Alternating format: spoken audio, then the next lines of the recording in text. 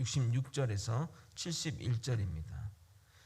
구역성경 893면 시편 119편 66절에서 71절입니다.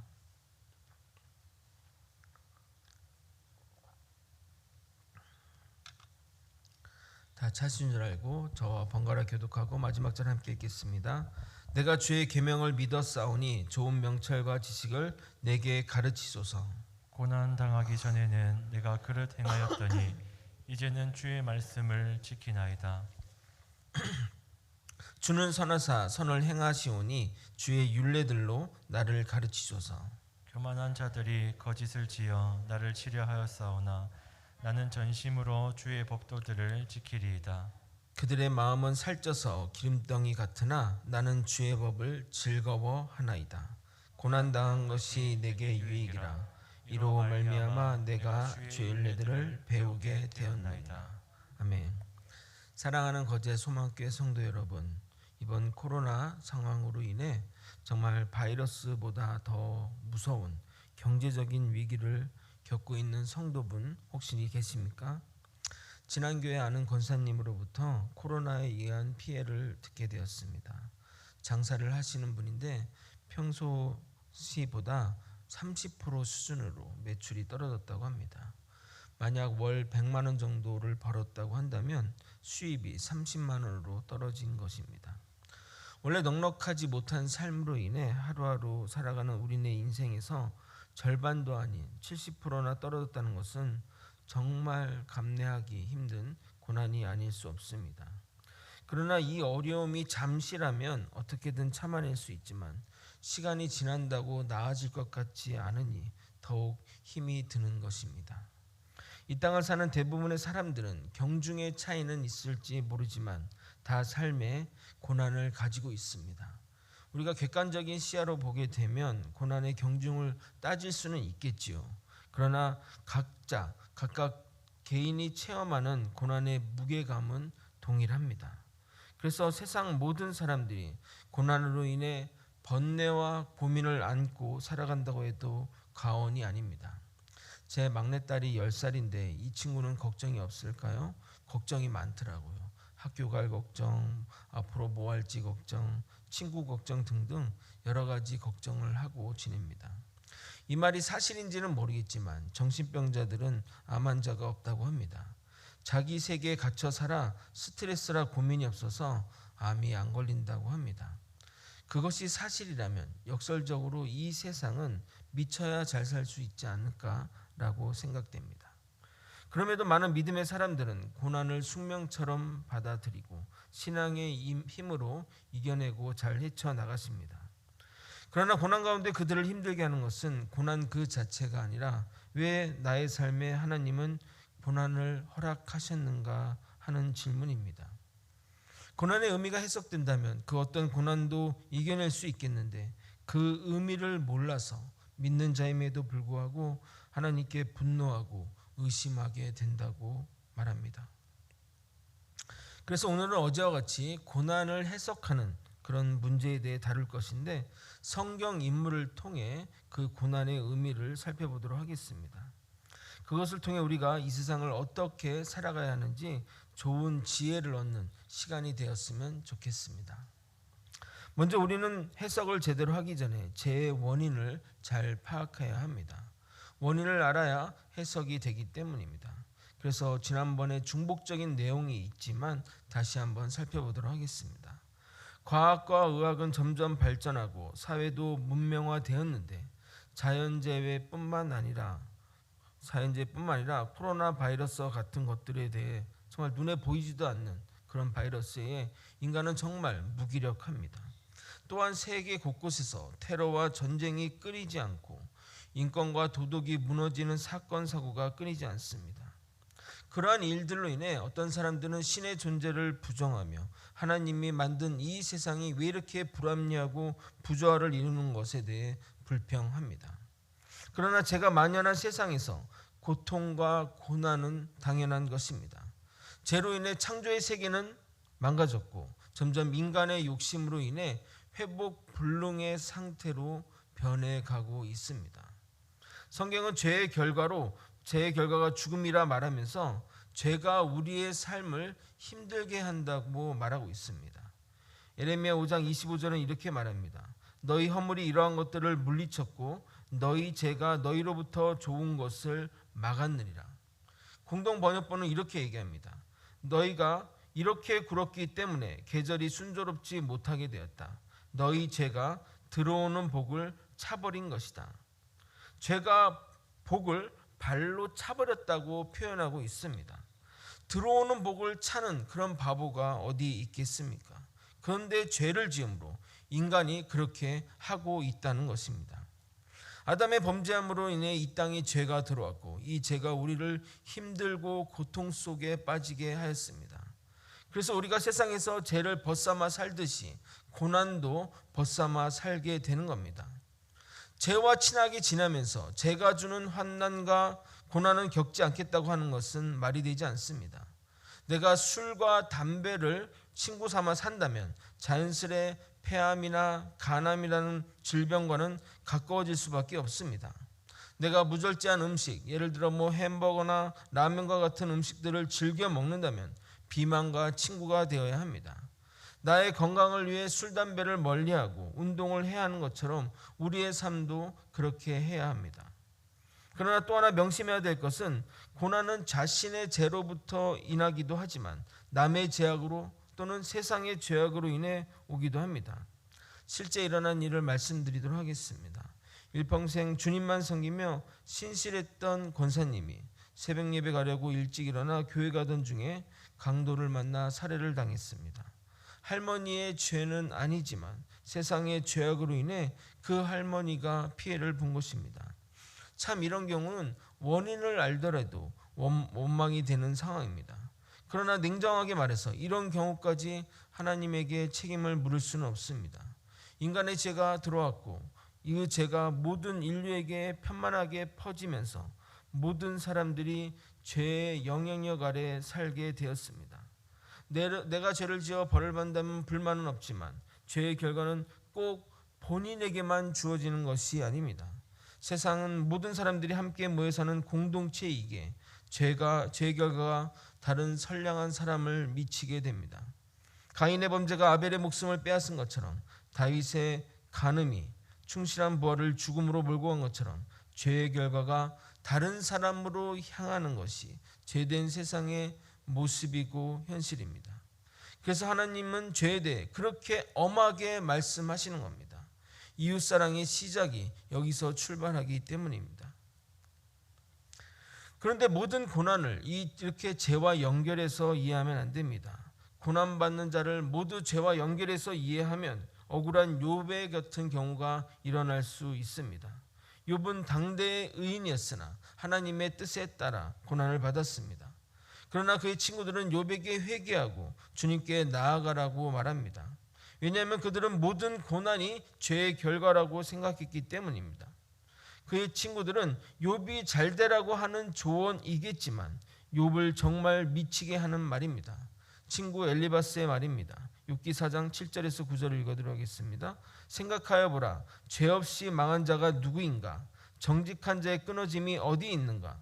내가 보건대 악을 밭갈고 독을 뿌리는 자는 그대로 거두나니 다 하나님 이 가운데 멸망하고 그의 콧김에 사라지느니라. 너의 고난은 죄 때문이라는 친구의 정죄에 욥은 괴로워하며 이렇게 말합니다. 욥기 6장 1절에 3절입니다. 욥이 대답하여 이르되 나의 괴로움을 달아보며 나의 파멸을 저울 위에 모두 놓을 수 있다면 바다의 모래보다도 무거울 것이라. 정말 욥의 입장에서는 고난 자체도 어려운데 그 고난을 바라보는 시선, 정죄하는 시선까지 떠나니 더욱 힘이 드는 겁니다. 그런데 왜 하나님은 당대의 의인인 욥에게 고난을 허락하신 것일까요? 하나님이 욥에게 고난을 허락하신 것은 그를 연단하기 위해서입니다. 하나님은 자녀의 발전을 위해서 고난을 주십니다. 그래서 우리는 고난이라 쓰고 읽을 때는 연단 또는 훈련이라고 읽어야 합니다. 성경은 연단한 자들을 이렇게 말합니다. 예레미야 12장 5절 만일 내가 보행자와 함께 달려도 피곤하면 어찌 능히 말과 경주하겠느냐? 내가 평안한 땅에 사는 무사하려냐? 요단강 물이 넘칠 때는 어찌 하겠느냐. 너가 걸어다니는 사람과 달려도 피곤해하면 어찌 말과 경주하겠냐며 문제 없을 때는 무사하겠지만 문제가 생기면 아무도 살아남지 못할 것을 말하는 겁니다. 이처럼 하나님은 우리가 더 나은 사람, 더 단단하고 깊은 믿음의 사람이 되기를 원하셔서 고난을 허락하십니다. 죄된 세상에서 이겨내려면 어찌 우리가 훈련과 연단이 없어서야 되겠습니까? 그러나 고난의 해석은 주의를 할 필요가 있습니다. 자신에 대한 고난의 해석은 의미가 있고 틀려도 자기 문제로 그치나 남의 고난에 대한 해석은 주의를 기울여야 합니다. 그렇지 않으면 위의 욥의 경우처럼 우리가 하나님이 아닌 이상 그 고난을 제대로 해석할 수 없기에 그 고난받는 자에게 정말 깊은 상처와 마음의 그런 힘듦을 전해줄 수 있기 때문입니다. 그래서 이해 안 되는 것을 무리하게 해석하려 해서는 안 됩니다. 목회자들이 특히 이런 실수를 종종 저지릅니다. 고난의 문제에 대해 꼭 해석해야 되는 의무가 있는 양 행동하기 때문입니다. 지난 교회에서 신실한 성도분 한 분이 갑작스러운 사고로 돌아가셨는데 장례식에서 어떤 목회자가 그 이유를 무리하게 해석해 설교하다가 유가족들에게 오히려 상처를 주었습니다. 우리가 어떻게 하나님의 그 큰 뜻을 알겠습니까? 맞지도 않는 것을 무리하게 해석하기보다 이 사실을 강조하는 것이 가장 바람직하다고 생각합니다. 우리에게는 부활이 있다는 것을 말입니다. 이 부활이 있다는 명백한 진리 앞에 모든 것은 다 사그라질 것입니다. 오늘은 성경의 인물을 통해 하나님이 그 인물에게 허락하신 그 고난의 의미를 해석하려고 합니다. 오늘의 주인공은 요셉입니다. 다 아시는 내용이 있지만 간단하게 요셉의 삶을 좀 요약하면 요셉은 형제들의 미움을 받아 죽을 뻔했으나 결국 애굽 군대 장관의 집에 노예로 팔려가게 됩니다. 그런데 애굽 군대 장관 보디발의 아내가 요셉을 유혹하나 요셉은 그녀의 유혹을 끝까지 거부했고 그것으로 인해 모함을 받아 왕의 제수들이 갇히는 감옥에 내려가게 됩니다.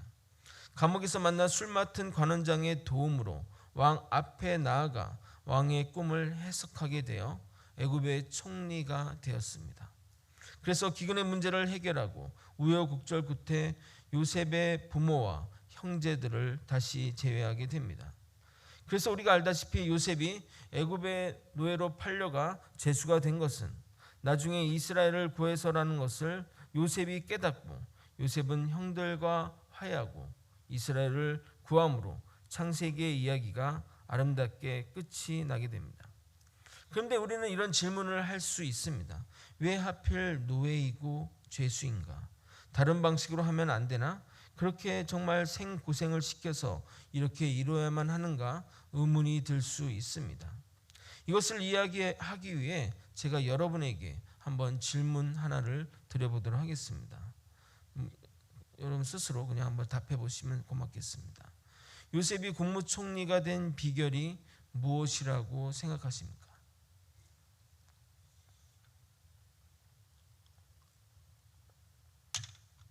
요셉이 국무총리가 된 비결이 뭡니까?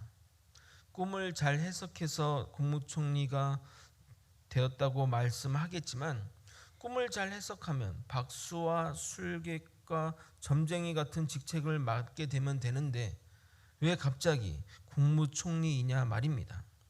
국무총리는 나라의 살림을 책임지는 자리로서 안방마님과 같은 역할을 합니다. 꿈을 잘 해석한다는 것과 나라의 살림을 책임지는 것은 전혀 다른 일인데 말입니다. 예를 들어 손흥민이 축구를 잘해서 국위선양을 했다면 은퇴 후에 국가대표 감독이 되거나 문화체육부 장관이 되어야지 국무총리가 된다는 것은 말이 안 됩니다.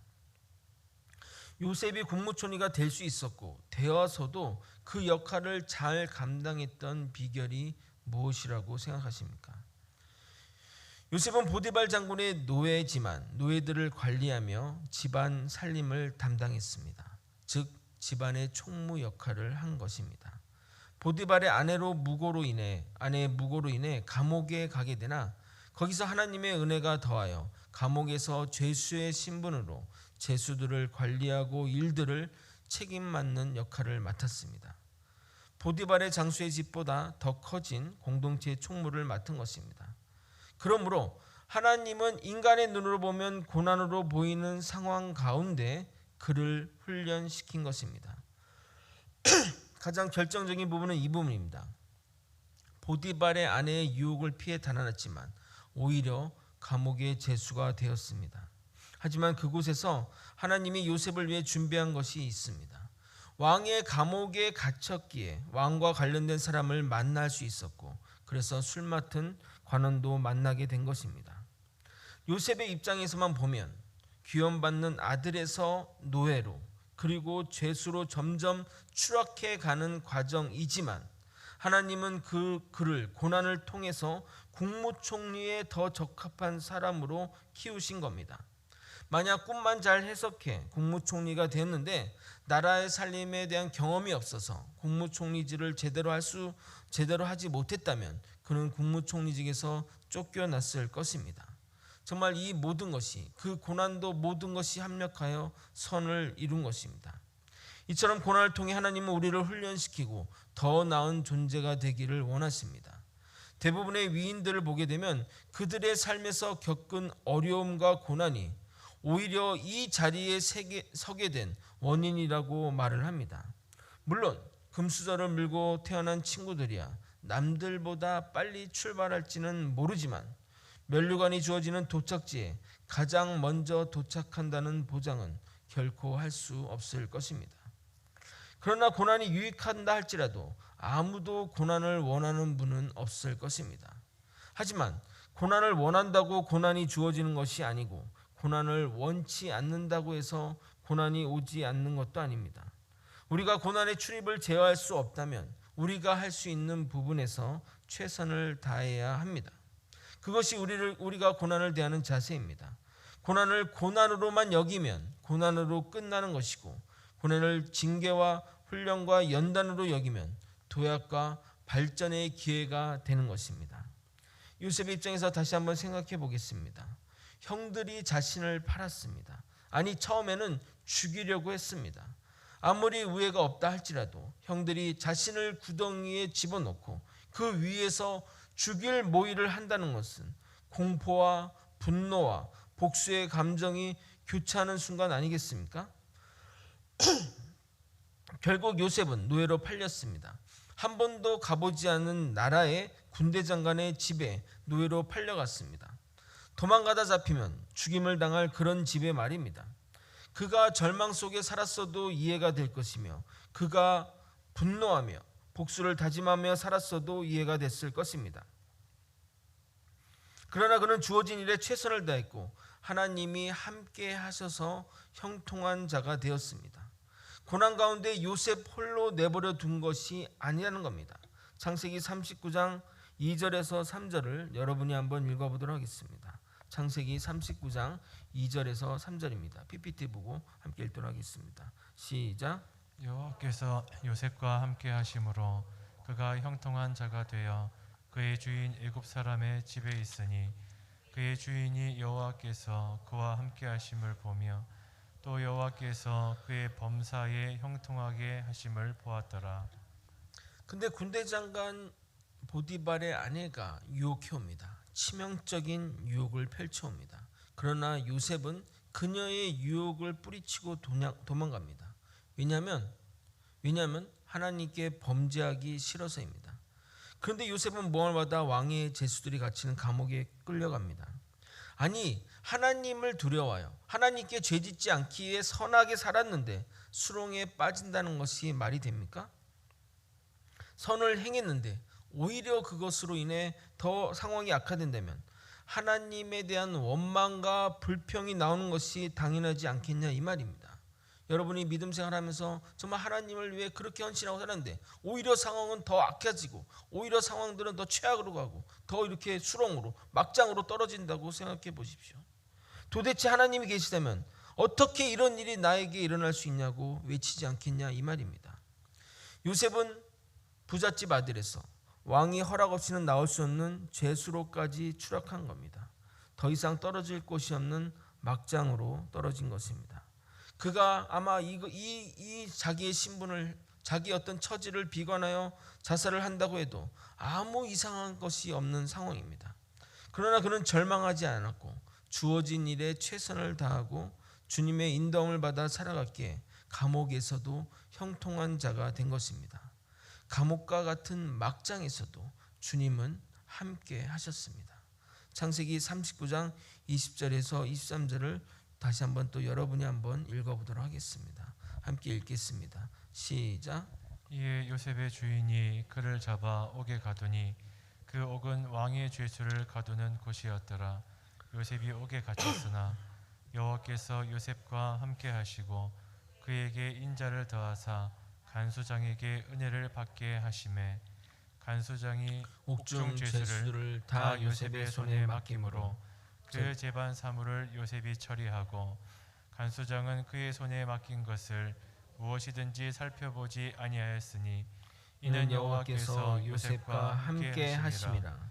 여호와께서 그를 범사에 형통하게 하셨더라. 아멘.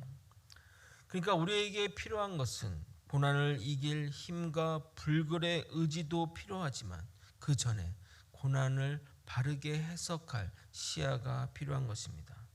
주님을 신뢰하기에 고난을 허락하신 하나님의 기쁜 뜻을 믿고 고난을 다른 시각으로 보려고 노력해야 합니다. 우리는 고난 가운데 하나님의 뜻을 보게 됩니다. 자식이 원하는 대학에 가지 못하면, 남들이 걸리지 않는 병에 걸리면, 사업이 망하면, 관계가 무너지면 우리는 고민해야 합니다.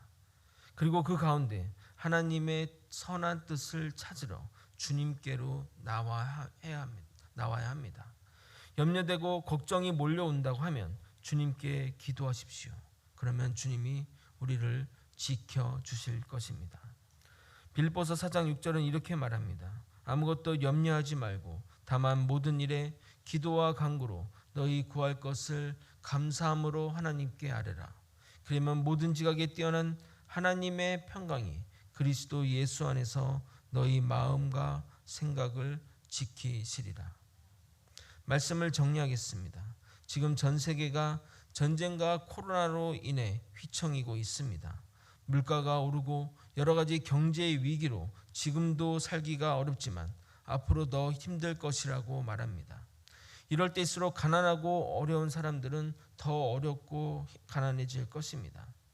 주일날 말씀 전해드린 대로 이번 코로나 사태로 개신교가 가장 큰 타격을 입어 교회 자체에 대한 혐오가 커져가고 있습니다. 한 유명 정치인이 종교행위 금지 제안에 국민이 90%나 찬성한 것으로만 봐도 알 수 있습니다. 함께 모여 예배드리는 것이 누구에게 피해를 주는 행위가 아닌데 사회적 지탄이 되었습니다. 아마도 코로나가 끝이 나도 길거리에서 전도하는 행위가 위협받는 일들이 종종 일어날 것입니다. 어쩔 수 없이 영상으로 드려지는 예배도 예배라고 교회가 인정한 셈이기에 이런 것에 익숙해진 젊은 세대는 예배당에서 예배를 드리는 것보다 모니터로 예배를 관람하는 사람이 많아질 것이고 함께 모여 예배드릴 필요를 느끼지 못할 겁니다. 분명 이 상황은 교회의 위기이자 위협입니다. 그러나 이 고난을 하나님이 허락하셨다면 그 의미를 깊게 생각해 보아야 할 것입니다. 우리가 그동안 형식적으로 드렸던 예배에 대해 다시 한번 생각하라는 의미가 있을 수 있습니다. 그렇다면 이사야 선지자가 말하는 마당만 밟는 형식적인 예배를 버리고 신령과 진정으로 드리는 예배의 자리로 나아가야 합니다. 또한 신천지와 같은 이단이 판치지 않도록 성도들에게 성경 말씀을 잘 전해야 하고 목회자를 비롯하여 성도들도 빛과 소금의 역할을 잘 감당하여 사회적으로 지탄의 대상이 되어서는 안 될 것입니다. 무엇보다 우리 마음대 함께 모여 예배드리고 찬양하고 기도하는 것이 얼마나 행복한 일이었는지, 얼마나 소중한 일이었는지 마음 다지는 시간이 되기를 소망합니다. 또한 그동안 외형에만 치중하여 예배보다 예배당에 더 신경 썼다면 이제는 정말 예배와 말씀과 본질에 충실하게 나아가야 할 것입니다. 그렇게 우리가 전심으로 예배의 자리로 나온다면, 우리의 몸과 마음과 모든 것들이 주님께 초점 맞춰 예배한다면 하나님은 이 위기를 극복하게 하시고 진정한 부흥의 역사를 하실 것입니다. 그러나 우리가 명심해야 될 것은 하나님은 우리와 함께 하신다는 겁니다. 그 모든 상황 가운데 주님은 우리와 함께 하신다는 겁니다. 우리 모두 그때까지 인내하며 절제하며 더욱 단련되어 나아가는 저와 여러분이 되시길 예수님의 이름으로 소망합니다. 함께 찬양하겠습니다. 이 은혜라는 찬양은 코로나 상황 가운데 가장 많이 불리어지고 있고 지금도 항상 불리어지고 있는 찬양입니다. 인기가 있다는 것은 지금 우리 기독교인의 정서를 가장 잘 담아냈다고 있다는 증거입니다. 찬양의 가사처럼 지금 우리가 누리고 있는 모든 것이 은혜임을 진정으로 고백하기를 예수님으로 소망합니다. 찬양하겠습니다. 내가 누려왔던 모든 것들이, 내가 지나왔던 모든 시간이, 내가 걸어왔던 모든 순간이 당연한 것 아니라 은혜였소. 아침 해가 뜨고 저녁에 노을, 봄의 꽃향기와 가을의 열매, 변하는 계절의 모든 순간이 당연한 것 아니라 은혜였소. 모든 것이 은혜, 은혜, 은혜, 한없는 은혜. 내 삶에 당연한 것 하나도 없었던 것을, 모든 것이 은혜, 은혜였소. 내가 이 땅에 태어나 사는 것, 어린아이 시절과 지금까지 숨을 쉬며 살며 꿈을 꾸는 삶, 당연한 것 아니라 은혜였소. 내가 하나님의 자녀로 살며 오늘 찬양하고 예배하는 삶, 복음을 전할 수 있는 축복이 당연한 것 아니라 은혜였소. 모든 것이 은혜, 은혜,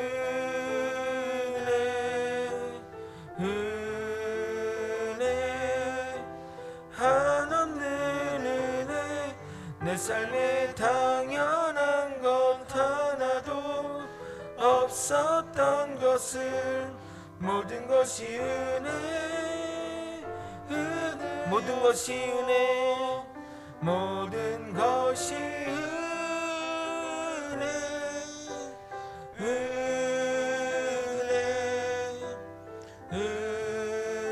은혜, 한없는 은혜. 내 삶에 당연한 것 하나도 없었던 것을, 모든 것이 은혜. 다시 한번 모든 것이 은혜, 모든 것이 은혜, 은혜,